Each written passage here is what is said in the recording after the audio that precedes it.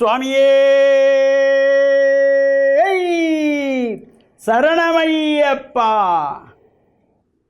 கார்த்திகையில் மாலையிட்டோம் சுவாமி ஐயப்பா, நாங்க கடும் விரதம் இருந்து வாரோம் சரணம் ஐயப்பா. கார்த்திகையில் மாலையிட்டோம் சுவாமி ஐயப்பா, நாங்க கடும் விரதம் இருந்து வாரோம் சரணம் ஐயப்பா. நேர்த்தியாக நோன்பிருப்போம் சுவாமி ஐயப்பா. ஐயா, நேர்த்தியாக நோன்பிருந்தோம் சுவாமி ஐயப்பா, எம்மை கீர்த்தியுடன் வாழ வைப்பாய் சரணம் ஐயப்பா. எம்மை கீர்த்தியுடன் வாழ வைப்பாய் சரணம் ஐயப்பா. சுவாமியே சரணமையப்பா. சுவாமி சரணம். ஓம் நமச்சிவாய. மேன்மைகள் சைவ நீதி விளங்குக உலகமெல்லாம். நோயற்ற வாழ்வே குறைவற்ற செல்வம்.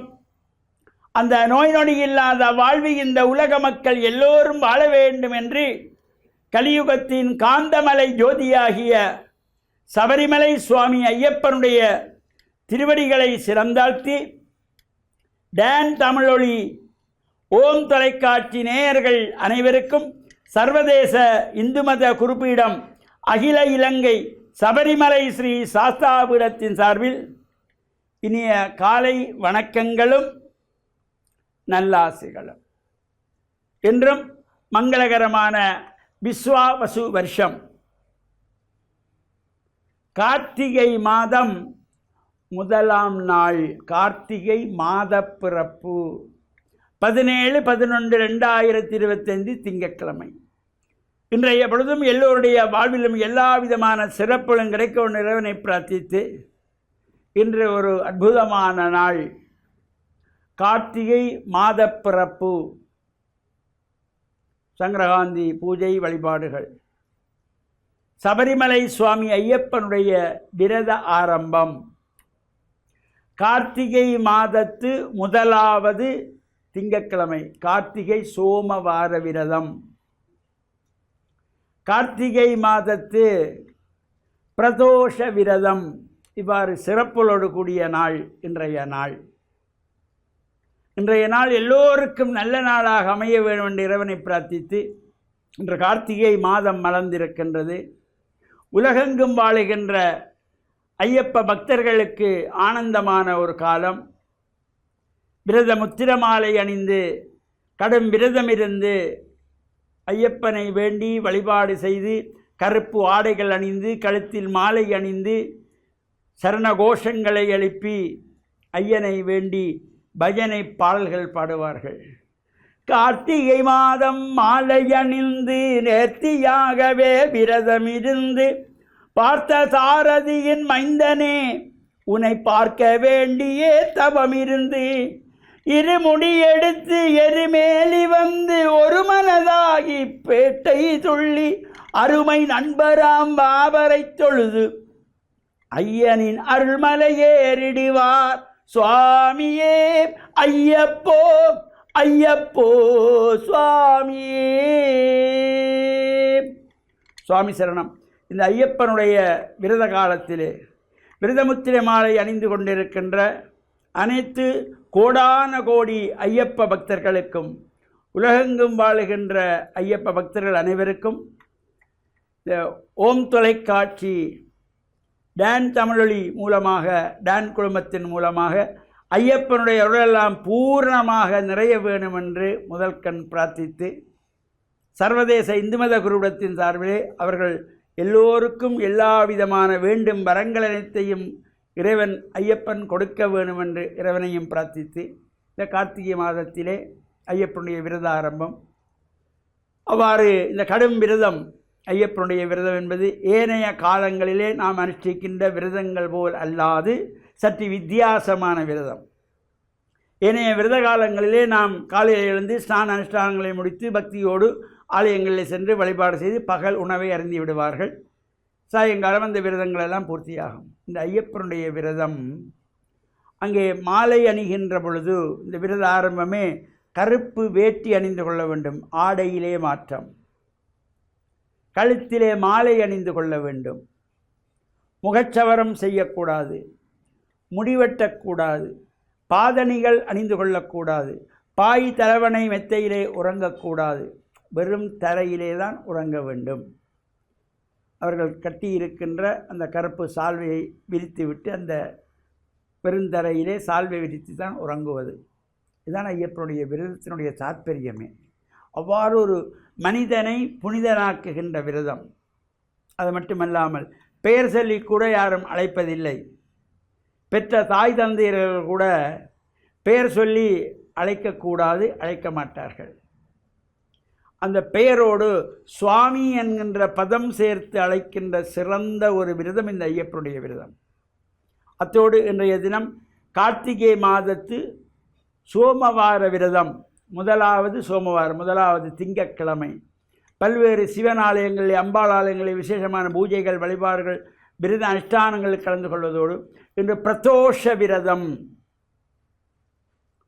சிவன் ஆலயங்களிலே சாயங்கால வேளையிலே பிரதோஷ காலத்திலே நடைபெறுகின்ற பூஜை வழிபாடுகள், நந்தியம்பெருமானத்திலே சிறப்பான அபிஷேக ஆராதனைகள், பூஜைகள், வழிபாடுகள், அந்த சோமசூத்திர பிரதட்சணம் என்கின்ற வழிபாடுகள், இவை எல்லாவற்றையும் சேர்த்ததாக ஒரு சிறப்பான நாளாக இன்று கார்த்திகை மாதம் மலர்ந்து இருக்கின்றது. இந்த புனித நாள் கார்த்திகை பிறந்ததும் பார்க்கும் இடமெல்லாம் நீக்கமர சுவாமி ஐயப்பனுடைய விரத அடியவர்கள், சுவாமிகள் கருப்பு ஆடைகளும் கழுத்தில் மாலையோடு இந்த வழிபாடுகளில் ஈடுபடுகின்ற சிறப்போடு கூடியதாகிய இந்த ஐயப்பனுடைய விரதம் தொடர்பாக வருகின்ற நாட்களிலும் சிந்திப்போம் என்று கூறி, டான் தமிழொலி ஓம் தொலைக்காட்சி நேயர்கள் அனைவருக்கும் சர்வதேச இந்து மத குருபடத்தின் சார்பில் நல்ல ஆசிகளை கூறிக்கொள்வதில் மன மகிழ்ந்து கொள்கிறோம். சுவாமியே சரணமையப்பா. சுவாமி சரணம்.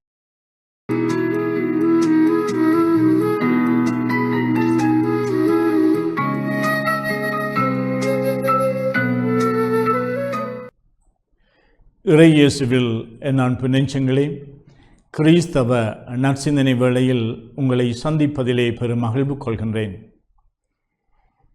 ஆண்டவர் இயேசு தம்முடைய சீடர்களை அழைத்து தன்னோடு இருத்தி, தன்னோடு அவர்களை தன்னுடைய போதனைக்கு செவிமடுத்து, தன்னுடைய புதுமைகளை பார்த்து, இவ்வாறு அவர்களை எல்லாம் உருவாக்கம் செய்து அனுப்புகின்றார். எங்கே அனுப்புகின்றார்? எதற்காக அனுப்புகின்றார்? ஊரூராக நீங்கள் சென்று நற்செய்தியை போதியுங்கள் என்று. அப்பொழுது அவர்களுக்கு கொடுக்கின்ற 2 விடயங்கள், ஒன்று அதிகாரம், மற்றது அறிவுரை. அதிகாரம் என்பது அவர்கள் பணியாற்றுகின்ற பொழுது அவர்கள் வல்லமை உள்ளவர்களாக, அவர்களுடைய வார்த்தை அதிகாரம் உள்ளதாக இருந்தது.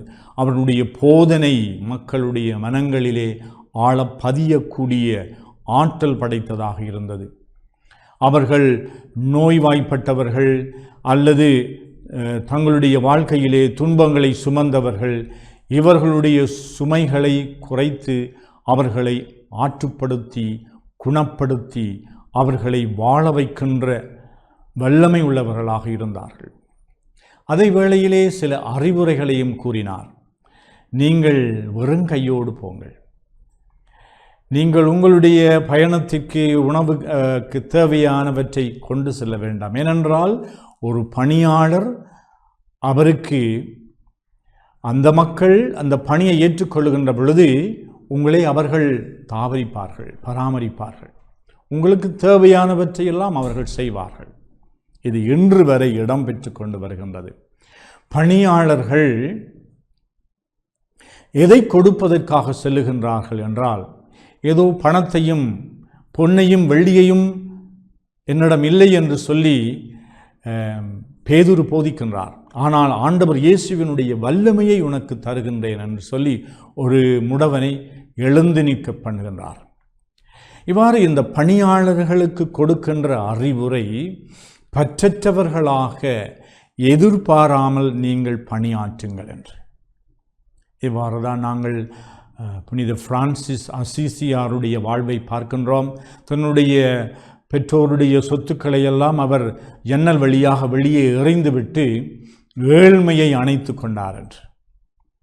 அன்னை தெரேசாள் ஒரு எங்களுக்கு புதுமையான ஒரு புனிதை. அவர் தன்னுடைய மடங்களிலே சொத்துக்களை சேர்த்து வைக்கவில்லை, உள்ளங்களை அவர் அன்பு செய்தார். ஏழையர்களை அன்பு செய்ய வேண்டும் என்று புறப்பட்டார். வீதிகளுக்கு ஊரூராக புறப்பட்டார். இன்று உலகம் பூராக அவர்கள் நல்ல அழைத்தல்களை பெற்றவர்களாக, பணியாளர்கள் அவருடைய அந்த பணியினாலே கவரப்பட்டவர்களாக, அவர்களுடைய பணியை அங்கீகரிக்கின்றவர்களாக, ஆதரிக்கின்றவர்களாக, தங்களுடைய பங்களிப்பையும் செய்கின்றவர்களாக மக்கள் இந்த மறைப்பணியாளர்களுக்கு வாரி வழங்குகின்றார்கள். ஏனென்றால் அவர்கள் பற்றற்றவர்களாக பணியாற்றுகின்றார்கள். எங்களுடைய திரு அவை, அதை நாங்கள் ஒரு நோக்காக பார்க்கின்ற பொழுது, எங்களுடைய சௌகரியங்களுக்காக, எங்களுடைய சொத்துக்களுக்காக, எங்களுடைய வருவாய்க்காக நாங்கள் பாடுபடுகின்றோமா அல்லது பணியாற்றுகின்றோமா? பணியாற்ற புறப்படுகின்ற பொழுது இறைவன் எங்களை ஆசீர்வதிப்பார். மக்கள் எங்களை தாபரிப்பார்கள். நாங்கள் மக்களை தாபரிக்க வேண்டும் என்பதிலும் பார்க்க நாங்கள் மக்களுக்கு பணியாற்ற வேண்டும்.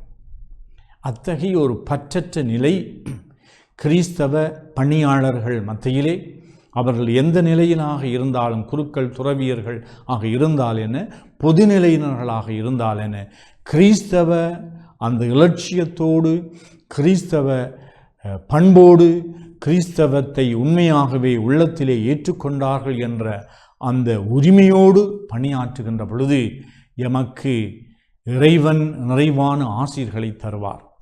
ஆகையினாலே ஆண்டவர் இயேசு இன்று எங்களுக்கு கொடுக்கின்ற அறிவுரை என்னவென்றால், நீங்கள் பணி செய்கின்ற பொழுது எதிர்பாராமல், லாபத்தை கருதாமல், உங்களுடைய சுகத்தையும் சொத்துக்களையும் நீங்கள் சேர்த்து கொள்ளாமல் பணியாற்றுங்கள். தேவையோடு இருக்கின்றவர்களுக்கு நீங்கள் பணியாற்றுங்கள். நீங்கள் ஆண்டவருடைய நற்செய்தியை கொடுங்கள். உங்களுக்கு இறைவன் தந்த அந்த கொடைகளை, வல்லமைகளை, ஆற்றல்களை பகிர்ந்து கொள்ளுங்கள். லாபம் இல்லாமல் கொடுங்கள். லாபத்தை எதிர்பார்க்காமல் கொடுங்கள். நாளை எப்படி எனக்கு இருக்கும் என்ற அந்த எதிர்பார்ப்பில்லாமல் பணியாற்றுங்கள் என்று எங்கள் ஒவ்வொருவரையும் ஆண்டவர் இயேசு என்று அனுப்பி வைக்கின்றார். ஆமென்.